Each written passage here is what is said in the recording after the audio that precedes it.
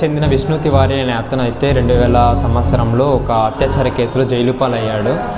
So అది 2021లో ఒక న్యాయవాది అది తప్పుడు కేసు అని చెప్పి నిరూపించడంతో తన జైలు నుంచి అయితే రిలీజ్ చేయడం జరిగింది. సో ఈ 20 సంవత్సరాలు ఏదైతే తన జైల్లో గలిపాడో సో తన జీవితాన్ని కోల్పోయాడు. అంతేకాకుండా తన తల్లిదండ్రులు సోదరుడు చనిపోయినప్పుడు కూడా వాళ్ళ అంత్యక్రియలకు కూడా తను అటెండ్ అవ్వడానికి కుదరలేదన్నమాట. సో మొత్తం కోల్పోయాడు తన సర్వస్వం. సో ఇలా మన భారతదేశంలో ఇలా ఎందుకు జరిగింది? ఒక్క కేసు అయినా ఒక జీవితమైనా నాశనమైనట్టే కదా. సో ఇలా మన భారతదేశంలో ఇంకా ఎన్ని తప్పుడు కేసులకి మంచి వాళ్ళు ఇలా జైలు పాలవుతున్నారు.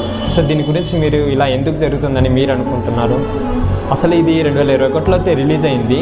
ఇదైతే దాదాపు 5 సంవత్సరాలు అవుతుంది కదా. ఇప్పుడు ఎందుకు వీడియో చేస్తున్నారు అని అంటే సో 20 సంవత్సరాలు ఏదైతే ఉందో అది చాలా వాల్యుబుల్. సో తన కెరియరే నాశనమైనట్టు అనమాట. సో మొత్తం జీవితమే పోయినట్టు.